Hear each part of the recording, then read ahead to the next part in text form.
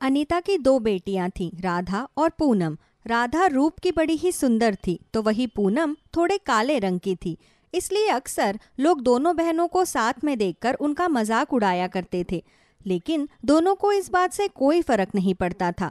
राधा और पूनम दोनों ही बेहद लालची किस्म की लड़कियां थीं। फिर चाहे उनका लालच पैसा, खाने या फिर किसी भी चीज़ को लेकर क्यों ना हो। एक दिन जब दोनों बहनें बाजार से घर आ रही होती है, तभी वो दोनों रास्ते में देखती है कि भंडारा हो रहा है। तभी पूनम राधा से बोलती है, राधा, वो देख भंडारा हो रहा है। और तू तो जानती है ना कि भंडारे की आलू पूरी कितनी ज्यादा स्वादिष्ट होती है। अरे होती तो है, पर यहाँ पर तो बहुत भीड़ है और मुझे लगता है कि जब तक हमारा नंबर आएगा तब तक तो भंडारा ही खत्म हो जाएगा और हमें भंडारा मिलेगा भी नहीं। तो चिंता क्यों करती है? जब हम दोनों साथ में हो तो क्या कोई भी चीज नामुमकिन है? अरे भंडारा तो हम लेकर ही रहेंगे और जितना बचा है ना, सारा का सारा ले लेंगे। लेकिन वो कैसे? देख नहीं रही है क्या यहाँ पर कितने सारे लोग हैं? ये लोग हमें सारा भंडारा क्यों देंगे? खैर, जो करना है जल्दी कर, मेरे मुंह में बहुत पानी आ रहा है। मुझसे अब और रुका नहीं जा रहा आलू पूरी खाए बिना। तू बस 10 मिनट रुक जा और जैसे मैं बोल रही हूँ ना, बस वैसा ही कर। फिर देख कैसे ये सारा आलू पूरी हमारे पास आएगा और हम पेट भर कर खाएंगे। इतना कहकर पूनम राधा के कान में कुछ कहती है और राधा जोर से हंसती है। जिसके बाद दोनों बहनें भीड़ में दाखिल हो जाती है और जोर जोर से चिल्लाना शुरू कर देती है, भागो भागो यहाँ से जल्दी, ये जगह खाली कर दो। आगे वाली रोड पर दंगे हो रहे हैं, वो सभी लोग यहीं आ रहे हैं। भागो जल्दी भागो, अपने अपने घरों में जाओ। दोनों बहनों की आवाज सुनकर सभी लोगों में हड़बड़ाहट मच जाती है और कुछ ही मिनट में भंडारा बांटने वाले और भंडारा खाने वाले सभी लोग वहां से छू मंतर हो जाते हैं।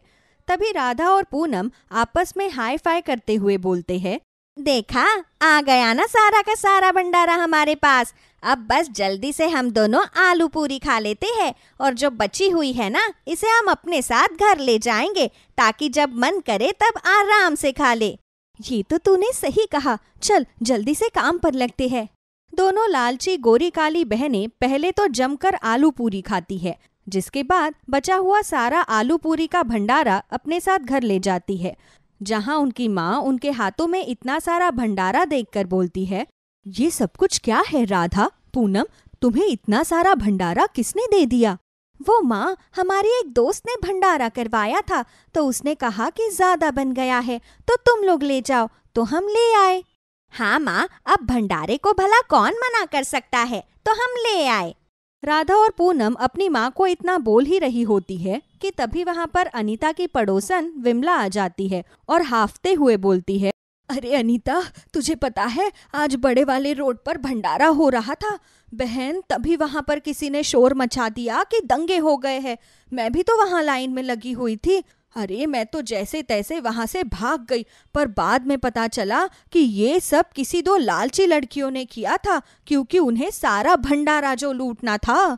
ये कहकर विमला तो चली जाती है, लेकिन अनीता समझ जाती है कि उसकी दोनों बेटियों ने अपने लालच के चलते ये सब कुछ किया है। जिसके बाद अनीता उन दोनों को घर के अंदर ले जाती है और चिल्लाते हुए बोलती है, शर्म नहीं आती तुम दोनों को? अरे खाने के लिए इतना लालच करती हो। अरे ऐसा क्या है जो मैं तुम दोनों को नहीं बना कर देती? जो तुम कहती हो वो कर देती हूँ मैं, लेकिन फिर भी तुमने ऐसा किया। अगर आज के बाद तुम दोनों ने ऐसा कुछ करने की कोशिश की ना, तो मुझसे बुरा कोई भी नहीं होगा। आई बात तुम्हारे समझ में? ये कहकर अनीता वहां से चली जाती है, लेकिन पूनम और राधा को अपनी माँ की कही बातों का कोई असर नहीं होता। दिन गुजरते चले जाते हैं और अपने लालच के चलते किसी को भी पागल बनाकर अपने शौक पूरे कर लिया करती थी। एक दिन दोनों बहनें बाजार में घूम रही होती है। तभी राधा को एक पोस्टर दिखाई देता है जिस पर लिखा होता है, पैसे डबल करे मात्र 2 दिन में। ये देखकर दोनों बहनों के मन में लालच आ जाता है। अरे पूनम, वो देख, मात्र 2 दिन में पैसे डबल करे। यार, तुझे पता है माँ ने बड़े वाले संदूक में हमारे शादी के लिए खूब सारे पैसे रखे हैं। अगर हम वो पैसे इन भैया को दे देंगे तो ये 2 दिन में उन पैसों को डबल कर देंगे और फिर आधे पैसे हम माँ को दे देंगे और आधे पैसों से हम ऐश और मौज करेंगे। अरे पागल, अगर माँ को पता चला तो वो हमें बहुत मारेगी। अरे यार, कहते हैं जीवन में इंसान को रिस्क लेना चाहिए। अगर हमने रिस्क नहीं लिया तो हम कामयाब कैसे होंगे? ये सब तो ठीक है, एक काम करते हैं, चल इस पोस्ट वाले आदमी के पास चलते हैं और इससे सारी बातें पूछते हैं। दोनों पोस्टर के पास जो आदमी बैठा था उस आदमी के पास जाती है। भैया, क्या सच में ऐसा हो सकता है? 2 दिन में आप हमारे पैसे डबल कर दोगे?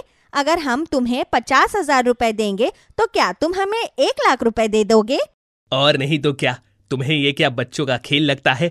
अरे हम अपनी कंपनी का प्रचार कर रहे हैं, इसीलिए लोगों को उनके पैसे 2 दिन में डबल करके दे रहे हैं, ताकि लोग हमें जान सके और हमारी कंपनी से जुड़ सके, ताकि तुम आगे भविष्य में हमारी कंपनी से और फायदा ले पाओ। वैसे तो तुम दोनों की हालत देखकर लगता नहीं कि तुम्हारे पास पैसे डबल करवाने के लिए भी पैसे होंगे। उसकी चिंता आप मत करो, कल हम दोनों बहनें आपके पास आएंगे पैसे लेकर, और 2 दिन के अंदर अंदर आपको हमारे सारे पैसे डबल करके देने होंगे। हाँ ठीक है, तुम पैसे तो लेकर आओ। दोनों अब दिन में सपने देखने लगती है और फिर दोनों घर आ जाती है और इस बारे में अपनी माँ को बताती है। माँ, एक बात बताओ, तुमने उस संदूक में हमारी शादी के लिए कितने पैसे जोड़ कर रखे हैं? क्यों, क्या हुआ? तुम दोनों अचानक से ये सवाल क्यों पूछ रही हो? कहीं तुम्हारा लालच कुछ इस कदर तो नहीं बढ़ गया ना कि तुम अपने ही घर में चोरी करो? नहीं नहीं माँ, हम भले ही लालची हो, पर हम कभी भी अपने घर के बारे में बुरा नहीं सोच सकते। हम दोनों बहनें जो कुछ भी सोचते हैं अपने और अपने घर परिवार के लिए ही सोचते हैं। ठीक है, यही कुछ 1.5-2 लाख रुपए है तुम्हारे लिए जमा किए हुए। तुम दोनों की शादी में लगभग 10 लाख रुपए का खर्चा है। धीरे धीरे पैसे जोड़ूंगी नहीं तो कैसे होगा सब कुछ? थोड़ी सी देर बाद अनीता खाना बनाने के लिए रसोई में चली जाती है और इसी तरह से रात हो जाती है। रात को राधा, पूनम और अनीता तीनों खाना खाकर सो जाते हैं। इस बीच दोनों बहनें चोरी से उठकर अपनी माँ के कमरे में जाती है और वहां से संदूक की चाबी निकालकर संदूक में जितने भी पैसे रखे हुए थे सारे पैसे चोरी कर लेती है और अगली सुबह इस पोस्ट वाले आदमी को करीबन 2 लाख रुपए दे देती है। मुझे तो ऐसा लगता है कि पहली बार हमने कुछ ऐसा काम किया है। इसके बारे में अगर माँ को पता चला तो वो खुशी से हम दोनों को गले लगा लेंगी। अरे 2 लाख अब 2 दिन बाद हमें 4 लाख होकर मिलेंगे। सो अगर हम 4 में से 1 लाख अपने लिए लेते हैं तो उसमें क्या बुराई है? तो बिल्कुल ठीक कह रही है राधा, बस 2 दिन जल्दी से कट जाए, उसके बाद तो मजे ही मजे है। दोनों खुशी के मारे फूली नहीं समा रही थी। थोड़ी ही देर बाद दोनों बहनें घर आती है और घर आते ही वो दोनों देखती है कि अनीता अपना सिर पीट पीट कर रो रही होती है। अपनी माँ को इस तरह रोता हुआ देखकर दोनों डर जाती है। क्या हुआ माँ, तुम रो क्यों रही हो? और पूरा घर ऐसे फैला हुआ क्यों है? घर का सारा काम तो सुबह ही खत्म हो गया था ना? सच सच बताओ तुम दोनों, संदूक के सारे पैसे कहाँ गए? अरे मैंने 1-1 रुपया जोड़ जोड़ के तुम दोनों की शादी के लिए वो पैसे जमा किए थे, कहाँ गए वो सारे पैसे? जल्दी बताओ।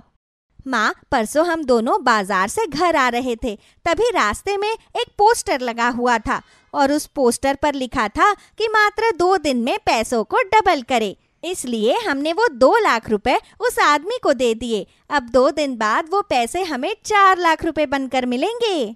किससे पूछकर तुम दोनों ने ये सब किया? अगर वो आदमी धोखेबाज निकला और वो हमारे पैसे लेकर भाग गया तो कहाँ से पैसे लेकर आओगे तुम दोनों? मुझे इसका जवाब दो।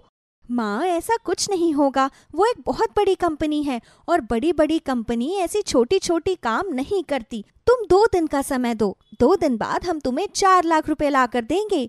देखो, 4 लाख का तो पता नहीं, क्योंकि मैं तुम्हारी तरह लालची नहीं हूँ। अगर 2 दिन बाद तुमने मुझे मेरे 2 लाख नहीं दिए तो याद रखना, तुम्हारी चमड़ी उधेड़ दूंगी मैं। दोनों इस बात से अनजान थी कि आगे उनके साथ क्या होने वाला है। इसी तरह से 2 दिन बीत जाते हैं।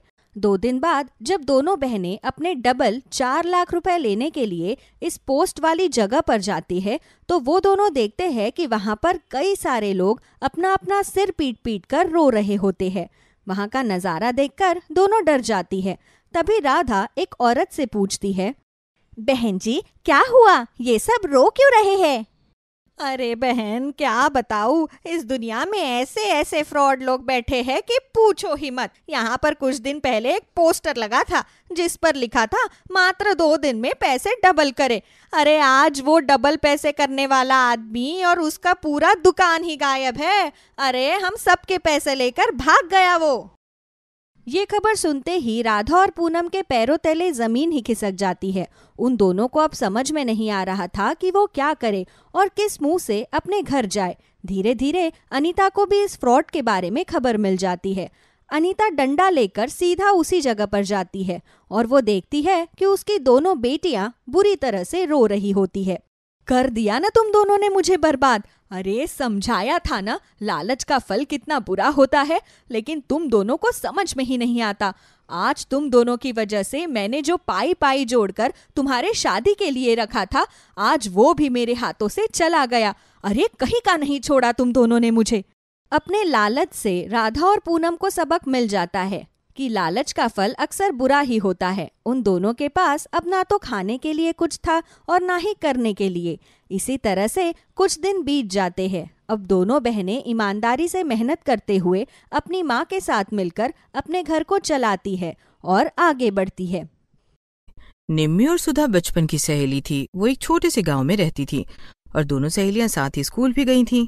निम्मी के पिताजी को जब शहर में नौकरी मिलती है तो वो गांव छोड़कर शहर आकर रहने लगते हैं। लेकिन शहर जाने से पहले निम्मी सुधा से मिलने के लिए आती है। सुधा, अब मैं भी बाबा के साथ शहर जा रही हूँ। अब आगे की पढ़ाई वहीं करूंगी। कभी अपने परिवार के साथ तुम मुझसे मिलने जरूर आना। मैं तुम्हें एड्रेस देकर जा रही हूँ। अब हम दोनों सहेलियां अलग हो रही हैं। तुम मुझे बहुत याद आओगी। तुम भी गांव आती रहना। दोनों सहेलियों के वादे वादे ही रह जाते हैं। ना तो सुधा शहर आ पाती है और ना ही निम्मी गांव आती है और इस तरह काफी समय बीत जाता है। अरे निम्मी, देखो तो, तुम्हारे लिए एक पार्सल आया है। बाप रे बाप, ये तो बहुत भारी भी है। मेरे लिए पार्सल? लेकिन मुझे कौन पार्सल भेजेगा? मुझे तो नहीं पता। अरे ये देखो, इस पर तो अपने गांव का एड्रेस लिखा है। ये तो गांव से आया है। किसने भेजा होगा? जरा जल्दी खोलकर तो देखो क्या है इसके अंदर। और फिर निम्मी पार्सल खोलती है। उसके अंदर एक लेटर भी था। वो लेटर उठाकर पढ़ती है। प्रिय निम्मी, तुम्हें याद होगा और मुझे तो हमेशा याद रहता है कि हम दोनों ने वादा किया था कि हम एक दूसरे से मिलने के लिए आएंगी, लेकिन कभी समय ही नहीं मिला। मैं तुम्हारी दोस्त सुधा तुम्हारे लिए गांव का प्योर देसी घी भेज रही हूँ और तुम्हें खुशखबरी भी दे रही हूँ। मैं अगले हफ्ते शहर आ रही हूँ। तुम्हारा एड्रेस मेरे पास हमेशा से सुरक्षित था। अब जल्दी ही तुमसे मुलाकात होगी। तुम्हारी सहेली सुधा। अरे माँ, ये तो सुधा ने भेजा है। वो अगले हफ्ते शहर आ रही है। उसने ये प्योर देसी घी भी भेजा है। कितने सालों बाद मैं सुधा से मिलूंगी। अच्छा, वही सुधा जो हमारे पड़ोस में रहती थी और तेरे साथ स्कूल जाती थी। बेचारों की हालत कितनी खराब थी उस समय, फिर भी उसने देसी घी भेजा है। अच्छा निम्मी, तुम्हारी सहेली अगर मिलने के लिए आए तो ज्यादा दिन घर पर मत रोकना। और वो गांव से आएगी तो उसका पहनावा और उसकी बोली बिल्कुल गांव की होगी। यहाँ पर हमारा सब मजाक उड़ाएंगे। अरे मम्मी, आप कैसी बातें कर रही हो? वो मेरी सहेली है, इतने दिनों बाद मुझसे मिलने के लिए आ रही है। अरे वो सब तो ठीक है, पर तुम्हें पता है ना कि हम कितने अच्छे इलाके में रहते हैं और वो न जाने किस हाल में यहाँ पर आए। बेटा, थोड़ी अपनी रेपुटेशन का भी ख्याल रखना चाहिए। ठीक है माँ, उसे आने तो दो, मैं उससे मिल लूंगी। बात की बाद में देखेंगे। निम्मी अपनी सहेली के लिए भी खुश थी और थोड़ा परेशान भी थी, क्योंकि उसे पता था कि सुधा शहर आने के बाद जरूर उसे ये कहेगी कि उसे शहर घुमा दे, और अगर उसकी कोई सहेली या दोस्त मिल जाएगा तो वो किस तरह सुधा से उसका इंट्रोडक्शन कराएगी। और उधर गांव में, अरे सुधा, तू अपनी सहेली से मिलने जा रही है या ये सारा सामान देने जा रही है? बाप रे बाप, इतना सारा सामान लेकर तू शहर जाएगी कैसे? माँ, निम्मी कब से गांव से गई हुई है। गांव की चीजें उसे कितनी याद आती होंगी। बस जो जो मैंने कहा वो सब पैक कर दो और ले जाने की टेंशन तुम बिल्कुल मत करो। मैंने बाबा से बात कर ली है। तभी सुधा के पिताजी भी वहां आ जाते हैं। हाँ भाई, सुधा की माँ, जो सुधा कह रही है वो सारा सामान पैक कर दे। गाड़ी में बहुत जगह है। बस मैं अपनी बेटी को हमेशा खुश देखना चाहता हूँ। अगर वो अपनी सहेली के लिए सामान लेकर जाना चाहती है तो लेकर जाएगी। बहुत बिगाड़ दिया है तुमने इसे अपने लाड प्यार में। इसने शहर देखने की जिद की और तुमने मान भी ली। क्यों ना मानता, मेरी बेटी है इतनी प्यारी। अच्छा सुनो सुधा, तुम शहर पहली बार जा रही हो बेटा, वहाँ ध्यान से रहना और अपनी सहेली के घर वालों को बिल्कुल परेशान मत करना। वक्त काफी बदल गया है, पता नहीं वो लोग कैसे रहते हैं और क्या हाल है उन लोगों का। अगर तुम्हें कुछ भी परेशानी हो तो तुम होटल में रह लेना बेटा। अरे तू चिंता क्यों कर रही है, मैं साथ जा रहा हूँ ना इसके। जैसे जैसे सुधा के आने का दिन करीब आ रहा था वैसे वैसे निम्मी को परेशानी हो रही थी। वो बार बार यही सोच रही थी कि उसे मना कर देना चाहिए था। सुधा बिल्कुल गांव की गंवार जैसी लगती होगी। क्या सोचा है फिर तुमने निम्मी? फिर कल तो तुम्हारी वो गंवार सहेली शहर आने वाली है। हाँ माँ, वो आने वाली है। एक काम करना माँ, खाने में कुछ अच्छा सा बना लेना। ऐसा करती हूँ, एक पनीर की डिश बना लेती हूँ। गांव से आएगी, पनीर देखकर ही खुश हो जाएगी। गांव में भला इस तरह का खाना कहाँ मिलता है। और नाश्ते पानी में कोल्ड ड्रिंक के साथ में कुछ केक वगैरह दे देंगे। यहाँ से जाने के बाद गांव में देख लेना, हमारी अमीरी की तारीफ करती फिरेगी। हाँ माँ, गांव से निकलकर तो हम लोग कितने अमीर हो गए हैं। वो तो अभी भी गांव की गंवार ही होगी ना। अगले दिन, अभी तक आई क्यों नहीं? कितनी देर हो गई है मुझे इंतजार करते हुए। अरे आ जाएगी आ जाएगी, एड्रेस समझने में कोई दिक्कत आ रही होगी। गांव से आई है ना, उसके पास कौन सा फोन होगा। निम्मी, एक बात कान खोलकर सुन लो, ये पहली और आखिरी बार है जो वो यहाँ आएगी। कहीं ऐसा ना हो कि वो बार बार आने लगे। मम्मी तुम बिल्कुल भी परेशान मत हो, मैं ऐसा मौका ही नहीं दूंगी उसे वापस आने का। निम्मी और उसकी माँ बार बार घर से बाहर जाकर देख रहे थे कि तभी दो बड़ी बड़ी गाड़ियां उनके घर के बाहर आकर रुकती हैं और उनमें से सुधा बाहर निकलती है और उसके बाबा भी। सुधा ने बहुत सुंदर कपड़े पहने हुए थे और वो बहुत सुंदर भी लग रही थी। उसके हाथ में आईफोन था और उसके गले में एक मोटी सी सोने की चेन भी थी। उसे गाड़ी से उतरता हुआ देखकर निम्मी और उसकी माँ हैरान हो जाते हैं। अरे ऐसे क्या देख रही हो, भूल गई क्या? मैं सुधा हूँ। ओ माय गॉड सुधा, तू? अरे तू कितनी बदल गई है, कितनी सुंदर भी लग रही है। तभी सुधा के बाबा भी गाड़ी से उतरते हैं और साथ आए दो लोगों से कहते हैं, सुनो, ये सारा सामान आराम से घर के अंदर रख दो। नमस्ते चाची जी, कैसी हैं आप? मेरा बहुत मन था निम्मी से मिलने का, फिर मैंने बड़ी मुश्किल से माँ बाबा को मनाया और देखो आखिर में मैं निम्मी से मिलने आ ही गई। अरे बहुत अच्छा किया बेटा, आओ आओ अंदर आओ। भाई साहब आप भी अंदर आओ। और ये सब क्या है, इतना सारा सामान? अरे भाभी जी, पहली बार आपके घर आ रहे हैं, खाली हाथ थोड़ी आते। ये बाग के कुछ फल हैं और ये घर के बने दूध की कुछ मिठाइयाँ, और इसमें गांव का प्योर दूध है। और सुधा ने बड़ी जिद की थी कि पहली बार ये यहाँ आ रही है तो निम्मी के लिए एक सुंदर सी ड्रेस भी होनी चाहिए, तो बेटा ये तुम्हारे लिए है। निम्मी और उसकी माँ देखती हैं कि वो एक बहुत ही सुंदर ड्रेस थी और काफी महंगी भी लग रही थी। अब दोनों माँ बेटी एक दूसरे का मुंह देख रही थी। कहाँ तो वो सुधा को गांव का गंवार कह रही थी और कहाँ अब लग रहा था कि सुधा के आगे वो कुछ भी नहीं है। उनके लिए पहले से लाई गई कोल्ड ड्रिंक और केक को टेबल पर रखा जाता है। तभी निम्मी रसोई में जाकर अपनी माँ से कहती है, मम्मी ये सब क्या है? ये तो बहुत अमीर हो गई है। अब तो मुझे बहुत शर्म आ रही है केक और कोल्ड ड्रिंक देखकर। एक काम करो, आप थोड़ा सा सैंडविच भी बना लो ना। मुझे तो खुद ही शर्म आ रही है। अब मैं क्या करूं, कैसे नजरें मिलाऊं इन लोगों से? ये लोग तो इतना सारा सामान लेकर आए हैं। एक बात समझ में नहीं आ रही, ये लोग आखिर इतने अमीर कैसे हो गए? अब सैंडविच बनाकर लाइए मम्मी, बाकी बातें हम बाहर जाकर कर लेंगे। और फिर चाय पानी पीने के बाद सुधा के बाबा निम्मी की माँ से कहते हैं, अरे भाभी जी, भाई साहब नहीं दिखाई दे रहे। वो शहर से बाहर गए हुए हैं, कल तक वापसी होगी। भाई साहब बुरा न मानना, लेकिन आपके तो ठाट बाट बिल्कुल ही अलग हो गए हैं। अरे हाँ भाई, किस्मत जब बदलती है तो बस क्या ही बोले। आप तो जानती ही हैं भाभी जी, गांव में बस हमारी जमीन थी। हमारे खेतों के पास से हाईवे निकल रहा था। सरकार ने जमीन ली तो हमें काफी मुनाफा हो गया। बस इसी तरह रातों रात अमीर हो गए। फिर मैंने उन पैसों से कहीं और जमीन ले ली और भगवान की दुआ से खूब खेती बाड़ी हुई। और अब तो बस निम्मी के लिए अच्छा सा लड़का मिल जाए, उसी के सिलसिले में यहाँ शहर में आया हूँ। बहुत बड़े बिजनेसमैन हैं, उनके बेटे को देखने के लिए। मुझे देर हो रही है, सुधा यहीं पर रहेगी आपके साथ में। इसे कल वापस ले जाऊंगा। अरे आप कहाँ जा रहे हैं? आप भी रुकिए ना यहीं पर। मैं रुक जाता, लेकिन मेरा दोस्त घर पर है नहीं। कोई बात नहीं, मैं 5 स्टार होटल में कमरा ले लूंगा। कल जब मेरा दोस्त आ जाएगा तो फिर मिल बैठेंगे। फिर दोपहर के खाने का इंतजाम किया जाता है और निम्मी को बड़ी शर्म आ रही थी कि उसने खाने के लिए सिर्फ एक ही डिश बनवाई थी। अरे वाह चाची जी, मजा आ गया। आपके हाथों में जो जादू है वो तो आज भी कायम है। याद है निम्मी, हम बचपन में अधिकतर तुम्हारे घर में ही खाना खाते थे क्योंकि तुम्हारी मम्मी आलू के पराठे बहुत ही टेस्टी बनाती थी। अरे हाँ, याद आया मुझे। कोई बात नहीं बेटा, कल सुबह मैं तुम्हारे लिए आलू के पराठे ही बनाऊंगी। और दोनों माँ बेटी शर्मिंदा थीं, लेकिन बोलने की हिम्मत नहीं हो रही थी। वहीं शाम को जब दोनों सहेलियां बातें करती हैं तो निम्मी से रहा नहीं जाता और वो सुधा से बोल देती है, सुधा मुझे माफ कर देना, तुम्हारे आने से पहले हमने पता नहीं तुम्हारे बारे में क्या क्या सोच लिया। मुझे लगा तुम बिल्कुल गांव की गंवार होगी। अरे इसमें माफी मांगने वाली कौन सी बात है, हो जाता है, हम ऐसा सोच लेते हैं। लेकिन तुम इतना मत सोचो, मेरे लिए तुम पहले वाली निम्मी ही हो। अगले दिन जब निम्मी के बाबा भी आ जाते हैं तो सुधा के पिताजी भी आकर उनसे मिलते हैं और तुमसे मिलकर बहुत अच्छा लगा मेरे दोस्त, और तुमने तो क्या खूब तरक्की कर ली है। बेटी का रिश्ता तय कर लिया है मैंने। अब तुम सब लोगों को गांव आना है और मैं कोई बहाना नहीं सुनूंगा। कम से कम 15 दिन के लिए तो आना ही होगा।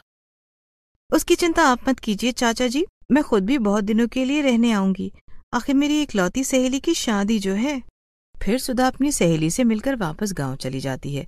निम्मी और उसकी माँ अपनी बातों पर बहुत शर्मिंदा होती हैं और फिर वो लोग सभी निम्मी की शादी पर गांव जाते हैं, जहां उनका खूब भव्य स्वागत होता है।